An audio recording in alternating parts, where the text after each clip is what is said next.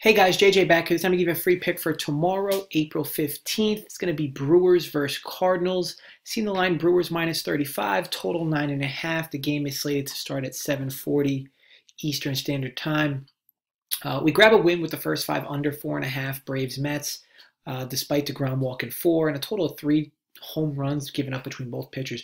I mentioned how I felt home runs would be the only way we lose that bet. And I'll tell you, we were only one home run away from it. Regardless, it's a win, so it brings the channel to 11-2 against the spread in MLB thus far. By the way, 4.5, you would have got dog money on that. So hope you bet it because again, I know I got dog money on it, so I was happy there.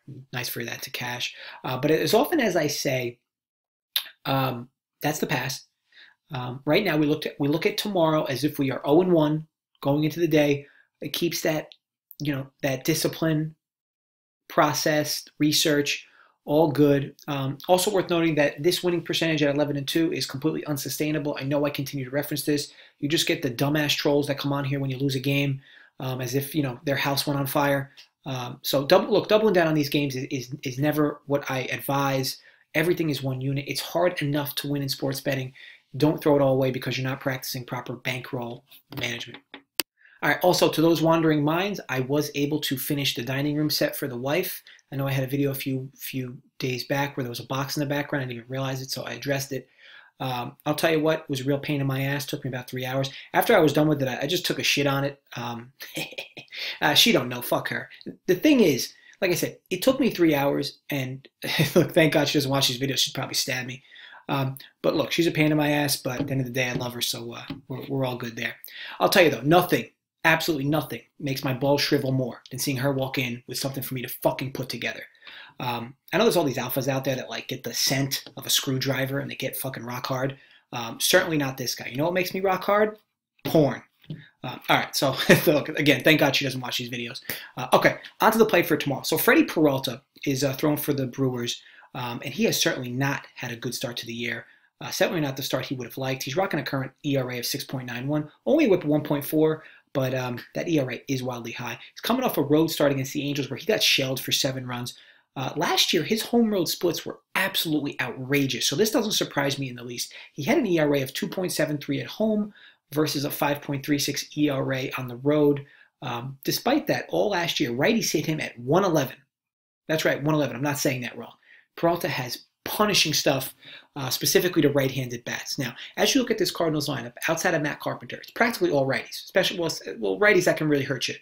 Goldschmidt, DeJong, Ozuna, Molina, O'Neill, really taper off that lineup. I know they have Dexter Fowler, Colton Wong, Harrison Bader, but I really like Peralta to bounce back in this spot and have a decent start, and keep his beefy Brewers lineup in this game throughout. He saw them earlier in the year. Now his BVP numbers against them aren't superb, but they're not dog shit either. Somewhere in between. As a team, they hit him at a 250 average through 52 at bats. Now I don't use BVP data often anyway, but I do like to provide it as I know some of you do enjoy the BVP data.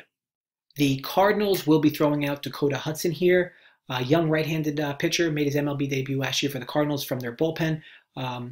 And this year, he's had much success in their actual rotation. He's had a good start to this year with a 2.79 ERA, but his whip is 2.07, wildly high. This spells, to me, a bit of luck for him finding his way out of jams. Now, despite all these base runners, he's given up 3 home runs, which were all solo shots. It's kind of surprising. And all these solo shots were against these Brewers in Miller Park. Now, he's already lost a start to the Brewers this year, where he, like I said, he gave up the 3 long balls. And to start the year, lefties are hitting Hudson at a 435 clip.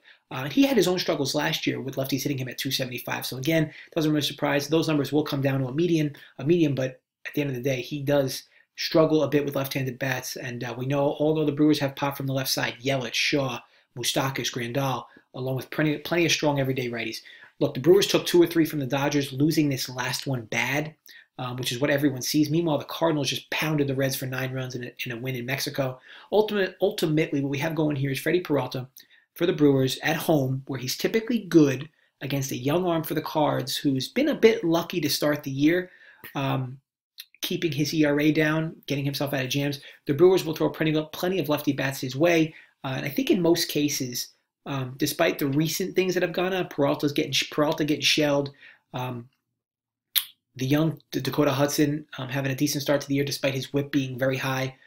I think this line is really 155 for the Brewers. I think 135 is a good price. And look, I'm not a chalk guy. I don't really bet chalk. So, when you see me giving out chalk on the video, you might want to look into it because a lot of the plays I've given you are either totals or dogs. I'm not a big lay juice guy, but this spot seems very favorable. Again, I got this line about 20 vig off, so I'll happily take 135 with the Brewers here at a discount. I want to thank you guys for watching. Please subscribe to the channel if you're not already.